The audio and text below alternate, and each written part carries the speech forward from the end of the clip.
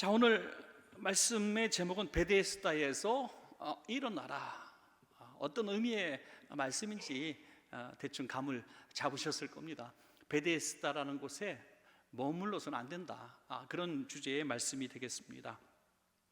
예루살렘의 성에 여러 성문이 있지만은 양문이라고 하는 또 성문이 있는데, 그 성문 근처에 베데스다라고 하는 작은 못이 있었습니다. 이 못은 이제 자비의 집이라는 뜻으로 베데스다라고 하는데, 그 베데스다가 된 이유가 있었을 겁니다. 아마 여러 가지 이유가 있었을 텐데, 특별히 오늘 본문에서 가장 유력한 그 이유를 말씀하고 있습니다. 가끔 천사가 와서 그 물을 확 뒤집어 놓는다 그래요. 전설에 의하는 것이죠.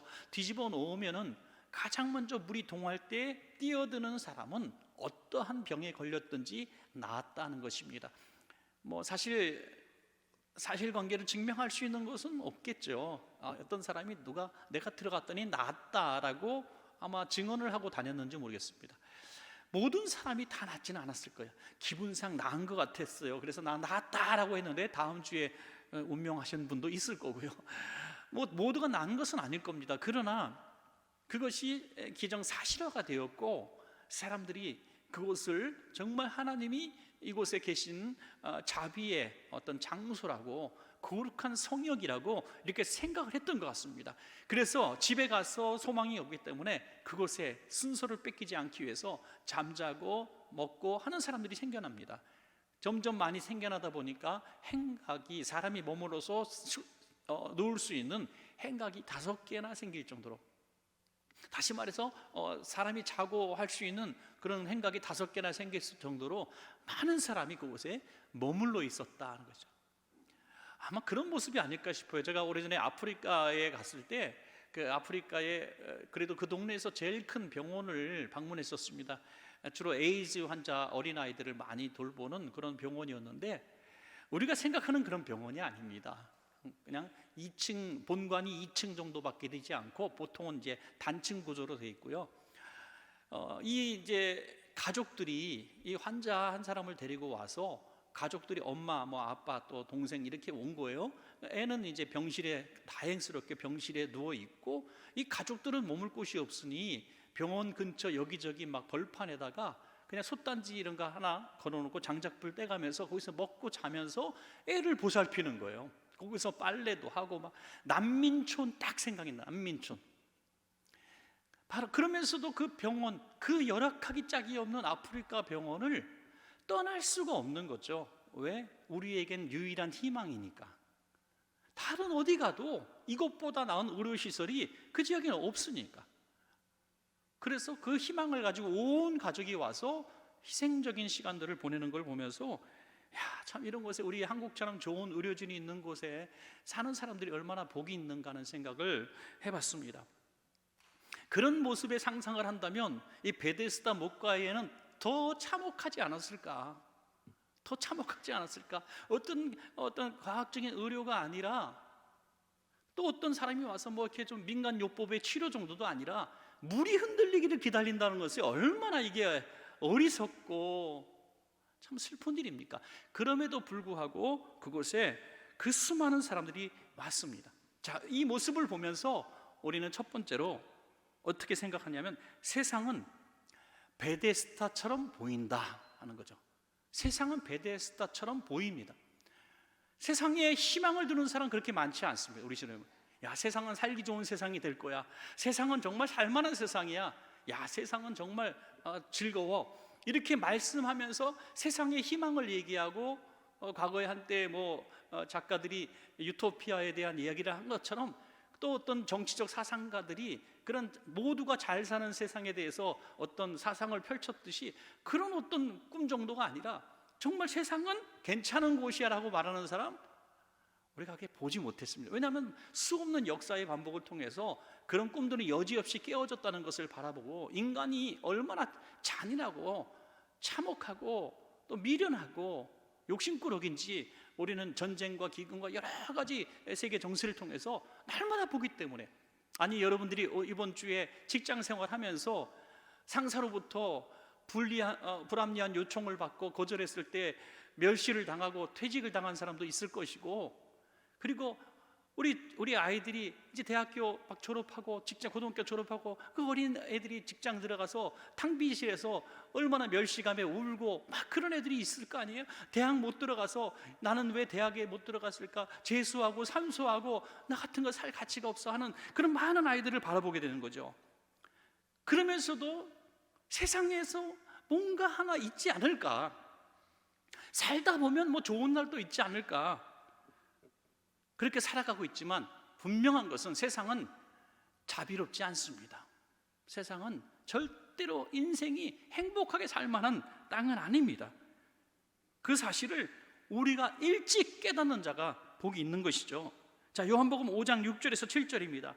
예수께서 그 누운 것을 보시고 병이 벌써 오래된 줄 아시고 이르시되 내가 낫고자 하느냐? 병자가 대답하되 주여 물이 움직일 때에 나를 못에 넣어주는 사람이 없어 내가 가는 동안에 다른 사람이 먼저 내려가나이다. 이것이 베데스다라는 세상에 어떤 희망을 들고 사는 사람의 전형적인 모습이죠. 예수님께서 오셔서 38년 된 병자를 만나 주셨습니다. 이 자체가 기적이고 축복인 줄로 믿습니다. 여러분, 예수님을 만난 것이 축복이에요. 자비 없는 세상에서, 폭력적이고 희망 없는 세상에서 예수님을 만난 건 축복입니다.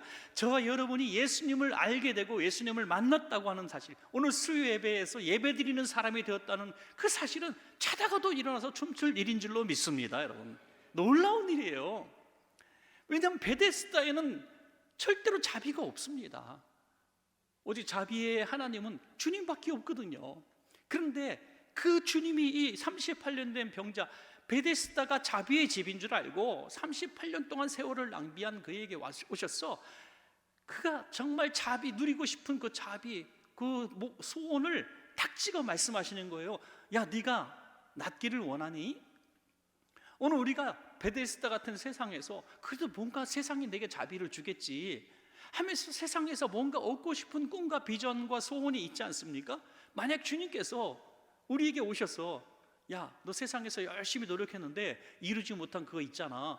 38년이 아니라 100년을 살아도 못 이뤄. 너 나한테 얘기해. 네가 원하는 게 뭐야? 라고 주님이 물어보시는 이런 상황 가운데서 믿음 있는 사람, 주님이 누구신지를 아는 사람은 주여 제가 낫기를 원합니다. 세상은 나를 낫게 할 수 없습니다. 세상은 저에게 희망을 주지 않습니다. 주님만이 저의 희망이시고 힘이십니다. 라고 고백해야 한다는 것이죠. 그런데 뭐라고 얘기합니까? 세상은 좋은데 내 주변에 있는 것들이 거지 같은 것들이라 안 됩니다. 이런 얘기예요. 강단에서 거지 같은 것 써도 되나 모르겠어요. 하여튼 내 주변에 나쁜 놈들 투성이에요. 나는 인복이 더럽게 없어요. 만나는 사람마다 다 사기꾼이고요, 나를 이용하려고 그러고요, 나를 제치려고 그러고, 나를 돕는 사람은 하나도 없어요. 여러분, 우리 주변에 그런 사람들을 종종 만나봅니다. 아니, 우리 교인들 가운데서도 있을 수 있습니다. 어떠세요? 힘드시죠? 사업하는데 힘드시죠? 요즘 어떠십니까? 목사님 진짜 세상에 나쁜 놈들 천지예요. 어떻게 나를 돕는 사람은 하나도 없고요, 이렇게 타락한 사람만 많은지 모르겠어요. 내가 좀 잘 되는 걸 꼴을 못 봐요. 정말 못 살겠어요. 희망이 없어요. 정치 대통령부터 시작해서 막 비난하기 시작하다가 동네 상인들 비판하고, 경쟁 가게들 비난하고, 형제자매 비난하고, 친척들 비난하고 막 하는 거예요. 누구만 쏙 빠져요? 자기만 쏙 빠지는 거죠. 나는 문제 없다는 거예요. 나는 죄가 없다는 거예요. 나는 자비를 받을 만한 충분히 자격이 있는 사람인데 문제는 세상이 나를 힘들게 한다는 겁니다.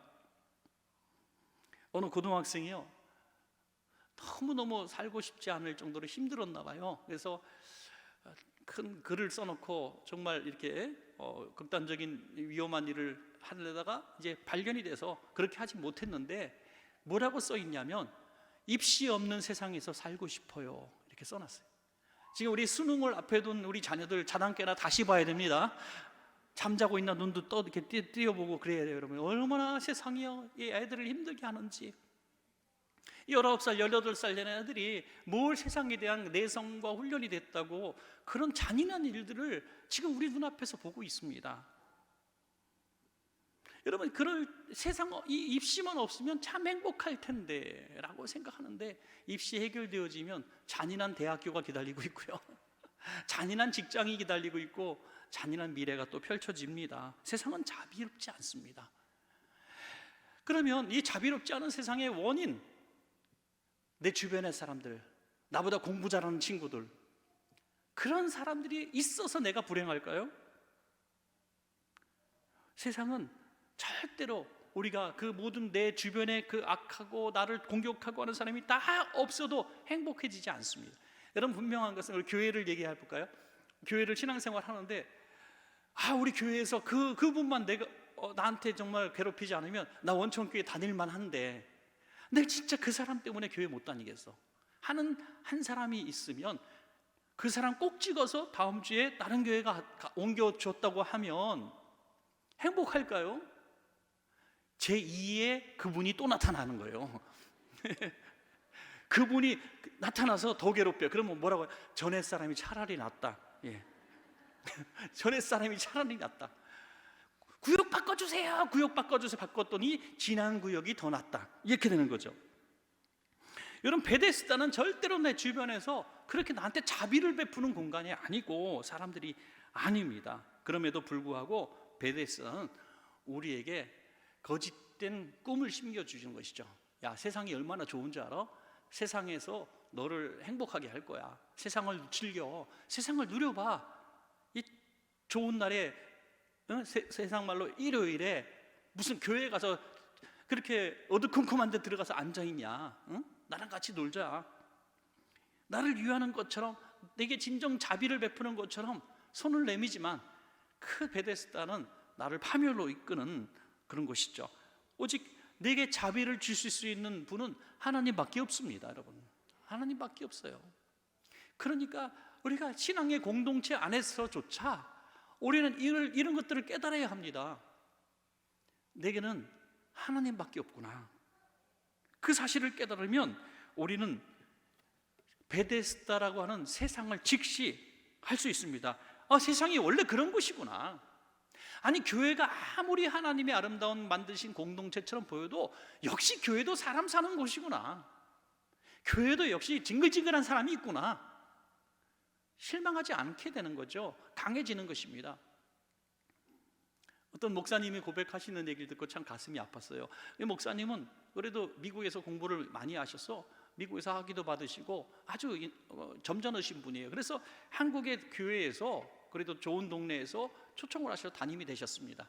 그런데 너무 학비가 이제 아이를 놓고 와야 되잖아요. 고등학교 다니니까 데리고 올 수 없었어요. 그래서 한 명을 이제 국제학교를 보내게 됐는데 학비가 너무 비싸잖아요. 그런데 조건을 이 교회 오면서 다 받을 수는 없으니까 이제 아이 한 명을 이제 공부시켜야 되는데 이 아이 사례비 외에 매달 장학금 100만 원만 좀 주십시오. 그랬더니 교회에서 오케이 했어요. 왜냐하면 굉장히 부자 동네 교회거든요. 큰 교회입니다. 그래서 그렇게 해서 다니는데 너무 이제 부족한 거예요. 100만 원 가지고 국제학교를 다니니까 너무 힘들어하는 걸 알고 어떤 선교 단체에서 딱 한 번 300만 원을 줬대요. 딱 한 번. 그런데 어떤 교인이 소문을 내기를 목사님이 그 재단에서 7천만 원을 받았다는 구체적인 액수를 제시하더라고요. 300이 7천이 되는 건 대단한 역사입니다, 여러분. 근데 그게 기정사실화가 돼갖고 막 퍼지는데 목사님이 견딜 수가 없는 거예요.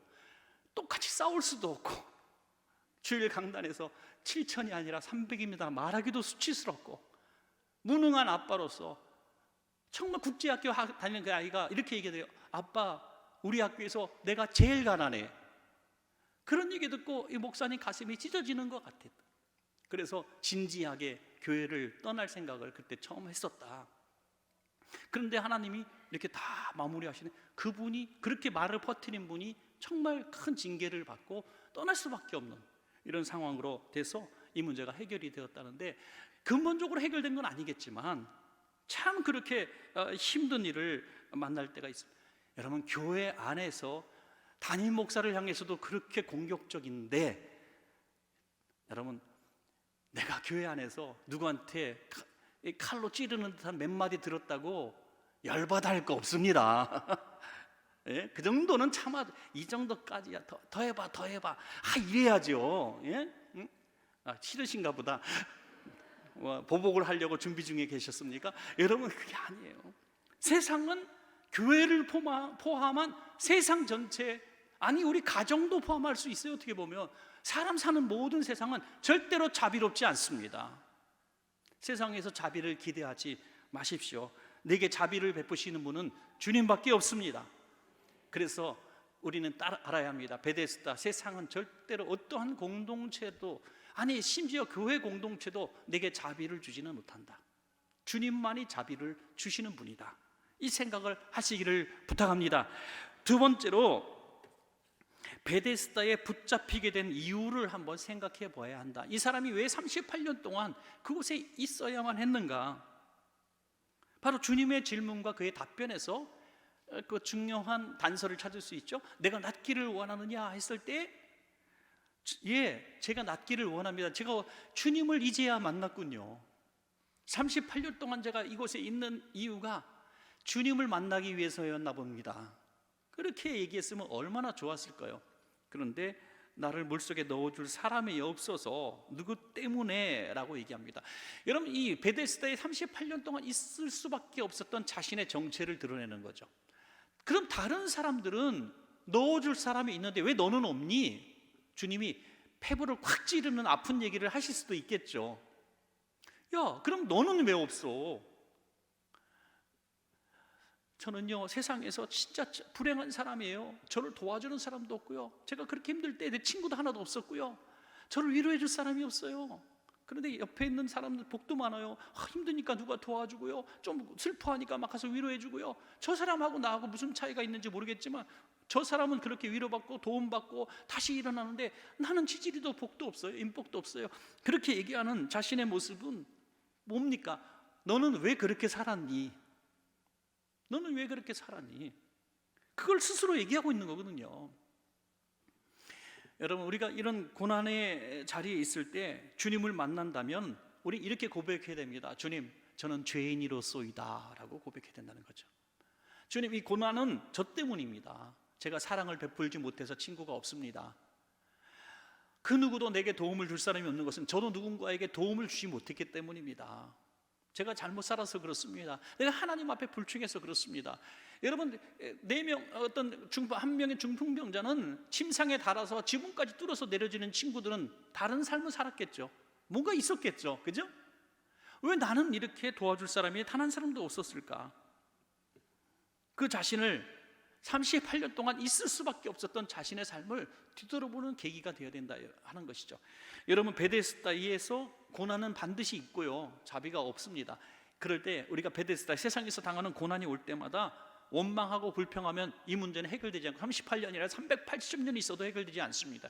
고난이 올 때에 우리는 회개해야 될 줄로 믿습니다. 우리 자신을 돌아볼 줄 알아야 하는 것이죠.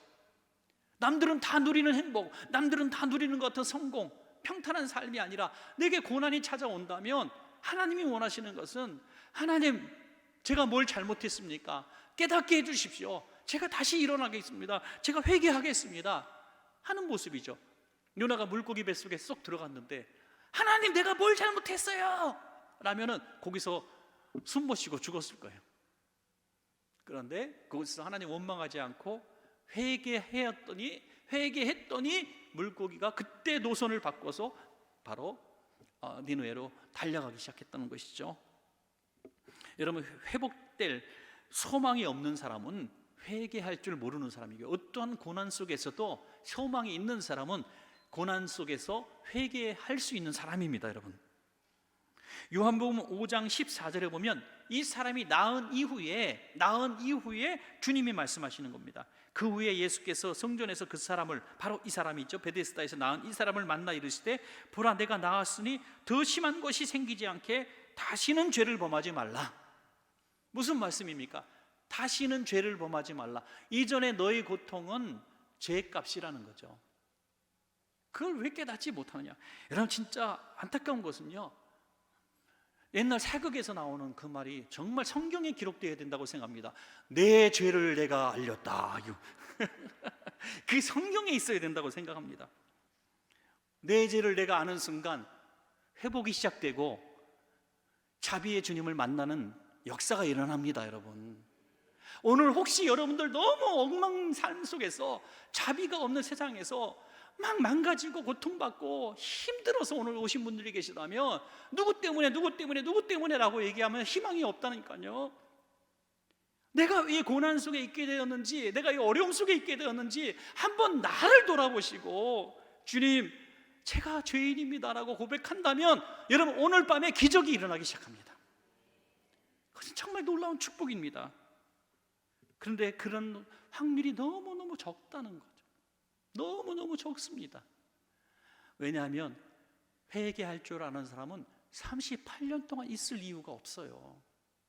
그가 얼마나 오랜 세월 동안 자신을 돌아보지 못하고 회개하지 못하고 불평 원망 속에 습관화된 삶을 살았는지를 보여주는 것이 38년이란 세월입니다. 끊어버리십시다, 여러분. 끊어버리십시다. 우리가 가장 평탄한 삶을 사는 비결은 회개를 속히 하는 사람입니다. 자신을 돌아볼 줄 아는 사람, 내 죄를 내가 알렸다, 아멘 할렐루야 하는 사람이라는 거죠. 여러분, 오늘 고난의 그 자비 없는 곳에서 고통받고 계신다면 오늘 끊어버리는 비결, 내 자신을 주님 앞에 비추어서 회개 기도하고 한번 다시 살아보는 것입니다. 믿습니까, 여러분? 마지막 세 번째는 베데스다에 있는 내 자리를 들고 일어나서 걸어 나가야 된다는 것입니다. 물이 동하기를 기다리는 것은 세상이 언젠가 나에게 기회를 주겠지 하는 기다림, 막연한 기다림, 허황된 꿈입니다. 혹시라도 정말 천사가 와서 흔들어도 자기가 들어갈 확률은 너무 적습니다. 행각 5개 가득가득 차 있는데 뭐 팔 다친 사람, 약간 뭐 어디 상체에 부상 입은 사람, 눈먼 사람, 뭐 말 못하는 사람, 이런 사람들은요 다리가 건강하니까 뛰어 들어가고요, 친구 많은 사람 돈 주고 또 돈 많은 사람 친구를 사서 아마 대치해 놨을 겁니다. 자신은 자리에서 일어날 수 없는 중증 환자예요. 경쟁력이 없어요. 승리하고 성공할 확률이 1도 없습니다. 여러분, 우리 믿음의 사람들이 처음에 이 복음에 들어와서 뭐 그래도 여러 가지 해석을 합니다만은 오순절 계열의 교회가 막 급성장했던 이유 중에 하나가 계속해서 부자가 될 수 있습니다, 당신은 나을 수 있습니다, 오늘 이 시간에 기도하면서 어디 걸린 사람 나았습니다 라고 막 선포해주고 그러니까 막 신나잖아요. 그리고 실제로 그렇게 아멘으로 받아들인 사람들이 실제로 막 낫는 역사들이 실제로 어느 교단보다 많이 일어났던 것이죠. 왜? 저는 당연하다고 생각합니다.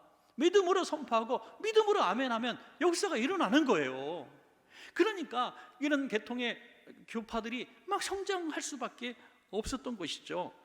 여러분, 그런 사람들이 쭉 교회에서 신앙생활 하다가 이제 성공도 하고 2세도 신앙의 유전을 물려주고 3대, 4대, 막 어디 5대까지 신앙이 내려왔단 말이죠.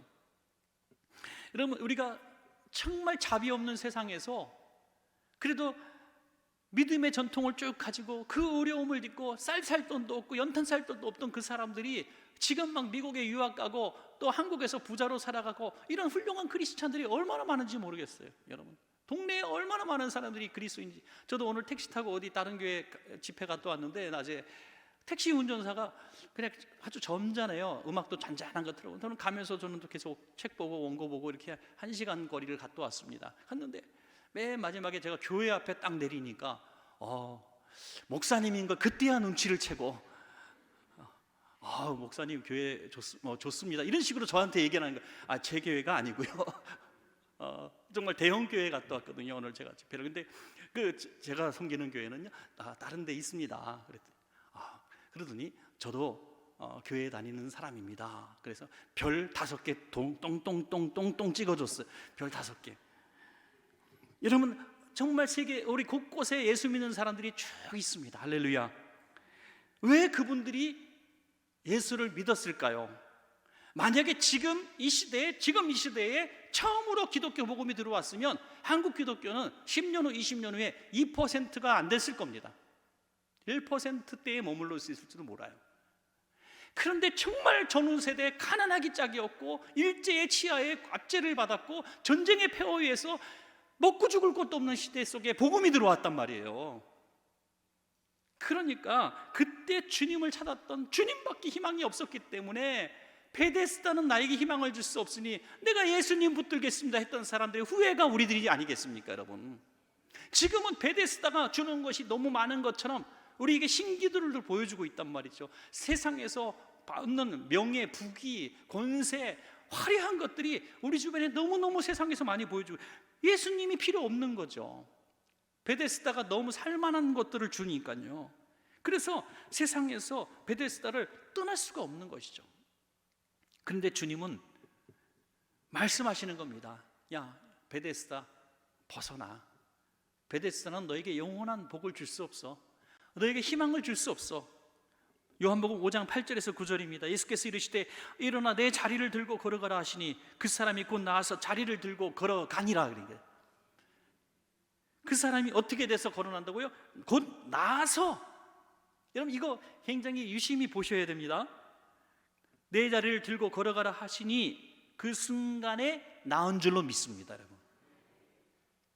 그런데 나았는데도 불구하고 거기 뭔 소리십니까? 라고 말했다면, 마음으로 믿어지지 않았더라면 그냥 누워있을 거란 얘기죠. 주님의 음성이 들리고 응답이 들렸을 때에는 베데스다가 아닌 주님이 베데스다보다 크신 분이라는 사실을 지금 말씀하신 거죠.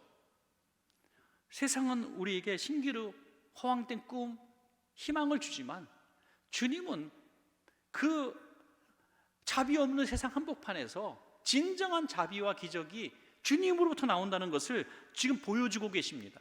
물이 동하지도 않았어요. 천사가 오지도 않았어요. 그런데 넌 나았다는 거예요, 지금. 너무 놀라운 일 아닙니까? 우리가 기도할 때 돈이 필요해요. 그러면 하나님, 내게 돈 빌려줄 사람을 붙여주세요 라고 기도하죠. 내가 몸이 아파요. 하나님, 제게 좋은 병원, 좋은 선생님 붙여주세요 라고 기도하죠.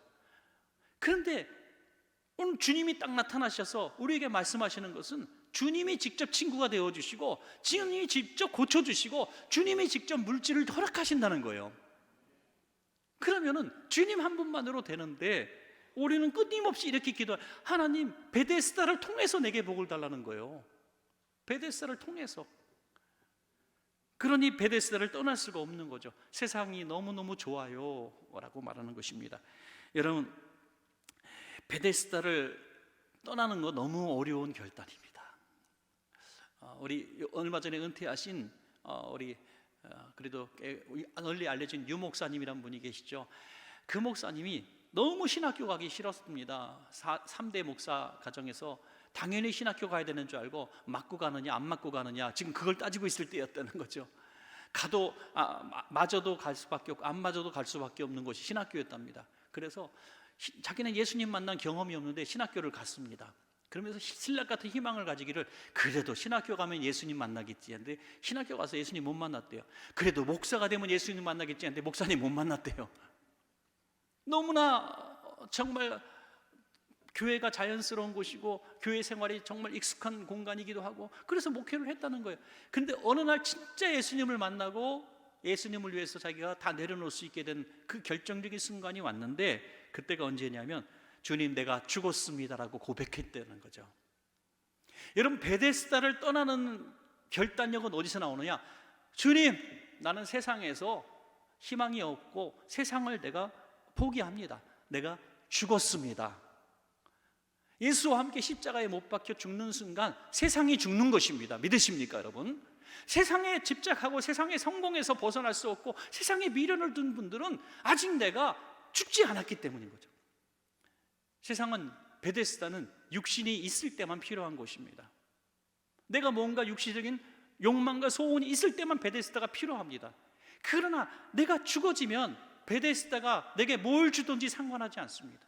아니, 내가 예수 이름 때문에 다 잃어버려도 상관하지 않습니다. 내가 예수 이름 때문에 죽어도 상관하지 않습니다. 왜? 베데스다보다 귀하신 주님을 만났기 때문이죠.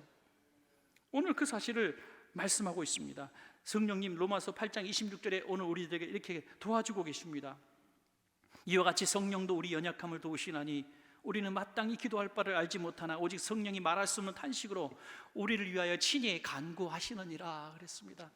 오늘 성령님은 저와 여러분 곁에서 계속 말씀하고 계세요. 애타는, 베데스다에서 희망을 두고 38년째 누워있는 너를 너무 내가 불쌍히 여긴다. 너무 안타깝고 속상하고 힘든데도 불구하고 놀라운 것은 내가 베데스다를 포기하고 주님을 만나기 위해서 다 내려놓지 않은 그 순간에도 성령님은 내 곁에 계시는 것입니다. 여러분 정말 저는 이 부분이 너무 감동스러워요. 하나님은 우리가 베데스다를 딱 버리고 내가 주님을 따르겠습니다 하고 주님 앞에 딱 소원하고 나오는 그 용사와 같은 사람과 함께 계시는 것이 아니라 여전히 죄 가운데서 죄인지도 모르고 베데스다가 희망을 주는 것 같고 주님을 멀리 떠난 그 상황 가운데서도 주님은 나와 함께 계시다는 거죠. 내가 잘할 때, 교회에서 칭찬받을 일할 때만 주님이 나와 함께 하시는 게 아니라 죄 짓고 못난 짓 하고 내가 스스로를 바라봐도 정말 내 죄된 욕심을 바라보며 우월하는 공고한 사람이라 이 사망의 몸에서 나를 건져달라고 몸부림치는 그 순간에도 주님은 나를 떠나지 않는다는 거죠. 그러니 얼마나 감사한 일입니까? 그런 우리가 어떻게 베데스다를 주님보다 사랑할 수가 있겠습니까? 오늘 주님 이 사랑을 인정하고 주님과 함께 베데스다를 다 내려놓으시고 영적인 삶, 복된 삶 살아서 베데스다가 아닌 주님이 주시는 복을 마음껏 간증하는 복된 성도님들 되시기를 주님의 이름으로 축복합니다.